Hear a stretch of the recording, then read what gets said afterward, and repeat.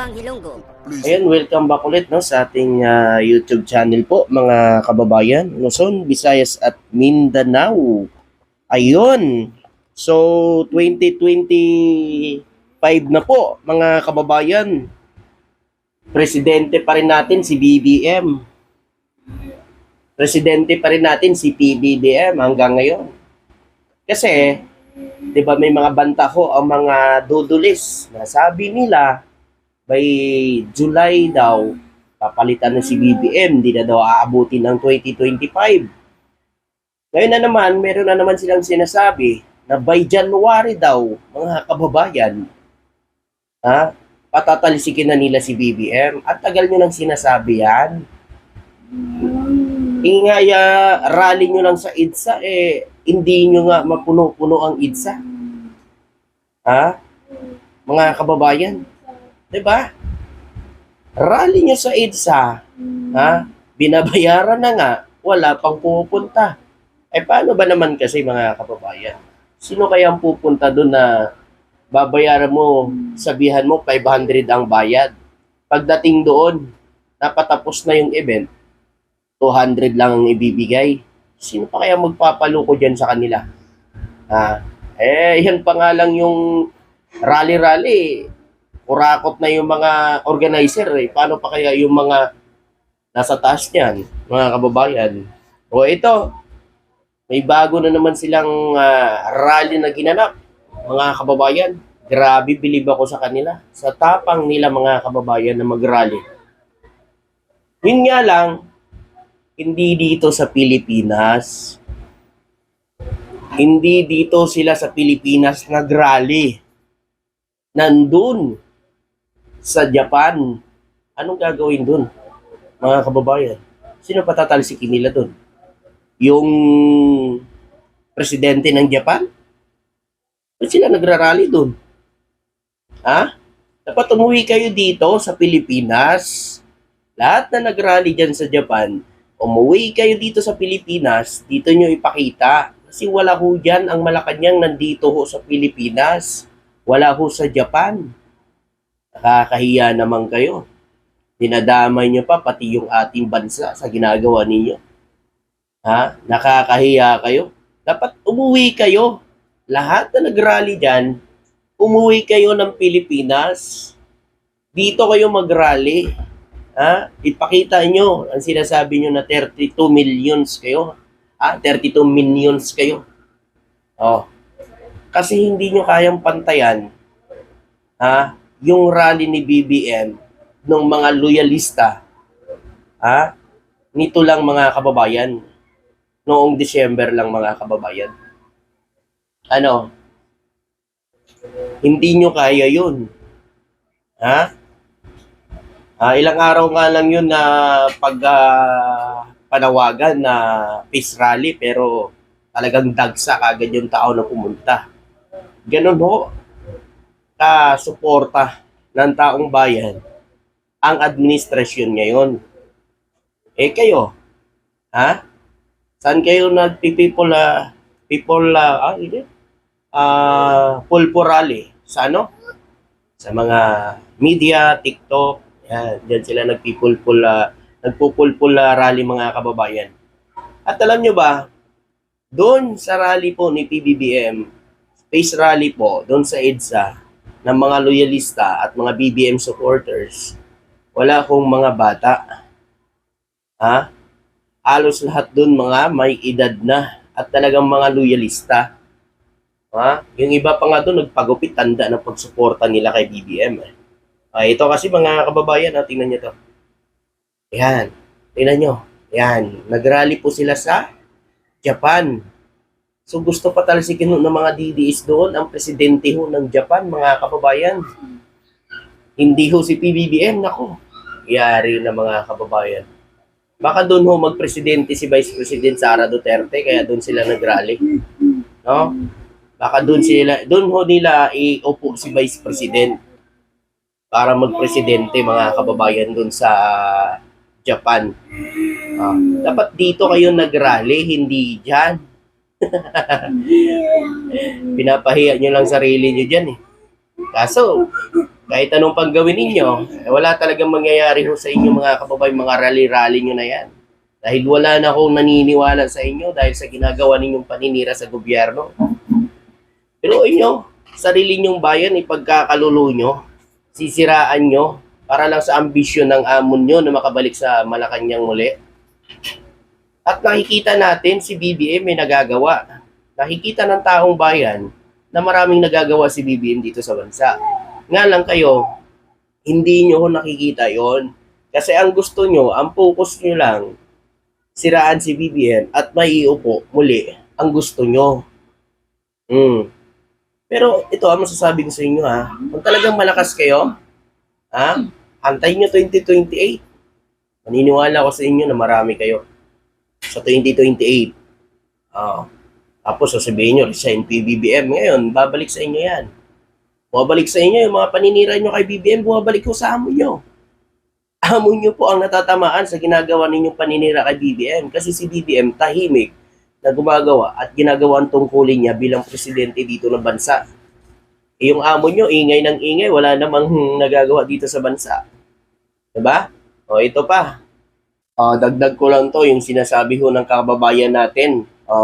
Ito, ano ngayon, Digong? Sino sumisira ngayon sa bansa natin ngayong Amerika ba? O katakot sa China? Ayan. Yan o. Tingnan nyo to mga kababayan. Ayan o. Nagpapakita lang dito mga kababayan na talagang ayaw ni Duterte sa Amerika at gusto niya lang ho sa China. Ewan ko, kasi alam niyo ho mga kababayan, ito lang masasabi ko. Kaya wala ho asinso yung bansa natin noon panahon niya, hindi tumataas ang ekonomiya dahil niyan sa ginagawa niya kasi focus lang sa China. Ang China kasi mga kababayan, yan yung kalaban natin dyan sa West Philippine Sea. Diba? Sino ba ang kalaban natin sa West Philippine Sea? Yung sino ang kaagaw natin? Diba yung China, mga kababayan? Ngayon, mga kababayan, yung China, kukuha ba yan ng bato, ipupukpok nila sa ulo nila? Hindi ho tutulong ang China sa atin. Alam niyo kung bakit mga kababayan?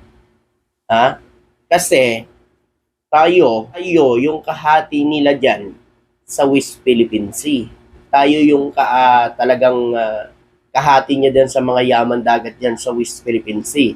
Ngayon, kung tutulungan nila ang bansa natin na lumakas, mga kababayan na lumakas yan, sa tingin nyo, hindi ba maisip ng China na kapag lumakas na ang Pilipinas, lumaban na at makipagbardagulan dyan sa West Philippine Sea? Nung panahon ni Digong? Diba? Ngayon, mga kababayan, tutulungan ba tayo ng China na mapalakas ang bansa natin? Hindi ho tayo tutulungan ng China na mapalakas ho ang bansa natin, mga kababayan. Maniwala kayo. Dito pa lang halatang-halata mo na yung mga ugali ng Chinese. Diba? Napakagahaman nila pagdating sa pera, diba? Iyan pa kaya, mga kababayan, na tutulungan yung bansa para maangat ang bansang Pilipinas? Kaya hindi umaangat po ang bansa natin. Bagsak yung ekonomiya natin kasi wala kong mga pumapasok na mga investors din para mag-invest dito sa ating lugar, sa bansa natin. Kasi nga mga kababayan, focus lang sa China. Hindi talaga siya marunong makiusap. Hindi katulad ni BBM na kapag talagang nagsasalita siya, talagang yung mga mayayaman negosyante na intindihan yung mga sinasabi ni BBM. At talagang nasi-sell stock, no, ni PBBM ang mga mayayaman negosyante. Diba? Alalahanin nyo, ngayon, sa loob, no, itong 2024, mula January hanggang September, mga kababayan, 2024, ay mayroong pumasok na investors dito sa bansa na 4.13 trillion na halaga ng investment ang pumasok dito sa bansa natin. Grabe. Ganong kalaki ang investment na pumasok sa loob lang ng 9 months. Kaya ba yan ni Digong? Hindi niya kaya yan, mga kababayan. Dahil si BBM lang ang nakagawa niyan. Si BBM lang kasi ang talagang kaya niyang makipagkausap sa mga mayayaman negosyante ng harap-harapan. Kaya nasi-sell stock niya yung mga mayayaman negosyante.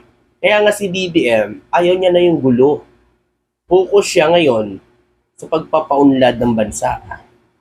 Focus siya, tulad yan, pinataas siya ang ekonomiya ng bansa.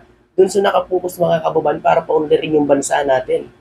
Kaya ipinagkakatiwala niya na yung ibang ahensya sa kanyang mga itinatalaga, katulad na lang ng ating DILG, mga PNP, para dun sa mga kontra-droga. Pero nakikita natin, PBBM, yung kontra-droga niya, mga kababayan, meron nahuhuli ng mga droga pero wala hong namamatay. At hindi lang yan, malalaking droga pa yung mga nahuhuli. Hindi lang talaga small yung mga talagang nagbebenta ho ang tinatarget ngayon.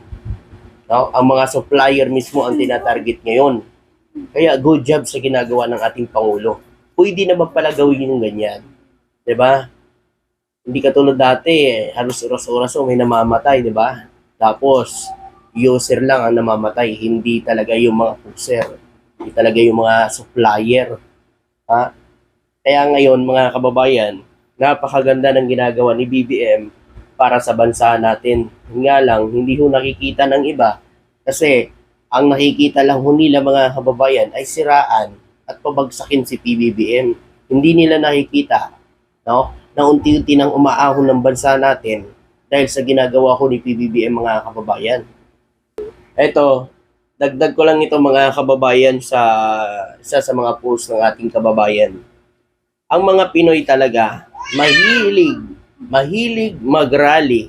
Akalain mo, sa Japan, nag-rally, support kay Inday. Ano? Nilipat na ang Malacanang ng Pinas to Japan? Only Filipino do that. Totoo yan. Mga kababayan. Ha? Bakit? Nilipat na ba yung Malacanang dun sa Japan, mga kababayan? Bakit nandun sila nag-rally? Alam nyo sa mga kababayan natin hindi lang ho Pilipinas ang pinapahiya ninyo, pati kayo. Pinapahiya nyo rin yung sarili nyo kung OFW kayo dyan sa Japan. O talagang OFW ba talaga kayo? Pinapahiya nyo lang yung sarili nyo at ang bansa nyo. Kung talagang malakas kayo, antayin nyo yung 2028. Yun ang pinakamagandang gawin ninyo. Mag-rally kayo araw-araw para suportahan yung Inday ninyo para ipakita sa na 32 millions kayo. Hindi na pupunta kayo dyan sa Japan para lang maiupo muli at makabalik sa kapangyarihan yung amo nyo. Gagawa kayo ng action na ikakahiya ng gobyerno natin, ng bansa natin. Mga kababayan, nakakahiya kasi. Biruin nyo, dyan pa kayo nag-rally. Nag-rally pa kayo. Kung dyan lang din naman. Dapat umuwi kayo ng Pilipinas. Dito nyo ipakita kung gaano kayo kalakas. Yan sa EDSA, di ba nandun pa yung mga vlogger nyo ngayon? Doon nata rin natutulog hindi na ako makain Tapos pag lumabas yung mga tao sa Robinson, sasabihin, eto na, mga supporters ni Duterte, sumugod na. Mga empleyado pala yun sa Robinson. Diba? So ito lang naman, ibalik ko na naman ito mga kababayan kasi merong issue na naman ho ang mga didilis ngayon kasi nitong 2025 po, may bala ko si BBM na umutang po mga kababayan para pandagdag, baka idagdag ni BBM sa mga project o ganon. So binabalak ni BBM na umutang mga kababayan na si 600 billion yon. Sabi rito mga kababayan ng mga didiles, uutang na naman daw si BBM, talagang nilulubog daw ang bansa natin. Nakalimutan ba nila na ang utang ho na iniwan ni Duterte ay 12.79 trillion. Yung kay Pinoy na iniwan na 5.9 trillion lang. So mahigit 7 trillion ho ang inutang ni Duterte na iniwan kay BBM. At si BBM ho, taon-taon nagbabayad siya ng utang ng Pilipinas. Umuutang si BBM, nagbabayad siya. Pero si Duterte po ba mga kababayan, sa loob ng 6 na taon niya na meron siyang utang na 7 trillion, nagawa niya bang bayaran yon o unti-untiin yon? Di ba wala, mga kababayan? Wala pa nga budget na iniwan kay BBM di ba? So ito mga kababayan, tingnan niyo to. Sabi ng mga didiles, Bakit daw utang ng utang si PBBM? Lumubo na daw ang utang ng Pinas. Uulitin ko lang, ha? Mga 80-80 Didiles record high lang naman si Mang Kanor pagdating sa utang sa lahat ng admin. O baka idahilan nyo na naman ang pandemic piktusan kung kayo halos 500 billion lang ang nakasaad na nagastos ni Kanor sa pandemic na may issue pa ng Parmalihan. Saan kaya napunta yung kulang-kulang na 8 trillion na inutang ni Kanor na narinig nyo? Oh, mga didiles, saan ngayon napunta yun? Diba? At ayan makikita yung kung sino ang pinakamataas na inutang. Ha? Tingnan nyo naman sa baba. Yan, kay Cory, kay Ramos, kay Irap, kay Gloria, bumulusok eh. Diba? Taas kay Gloria, tapos bumaba kay Pinoy. Pagdating kay Duterte, talagang bumulusok. Oh, mga kababayan, walang tigil. Oh, ngayon, sinong sumira ng bansa natin? Sino ang naglubog ng utang ng bansa natin? Si BBM ba? Si Pinoy ba? Si Gloria ba? Oh, walang iba kundi si Duterte, mga kababayan. Yung mga didiles, sabihan na fake news daw yan, yung sinasabi natin. Paano kasi hindi ho nila matanggap? Kasi ang gusto lang ho nila mabalitaan lagi, yung good news doon sa Duterte nila. Kasi wala na hong good news. Lagi na hong balita ngayon, bad news sa kanila kasi lagi nilang ginagawa yun. Lumalabas na yung mga ginawa nila noon. Puro bad news na ngayon. Kaya iyak nang iyak yung mga didiles. Oh, 'di ba? So yun, maraming salamat to at magandang araw po. Thank you.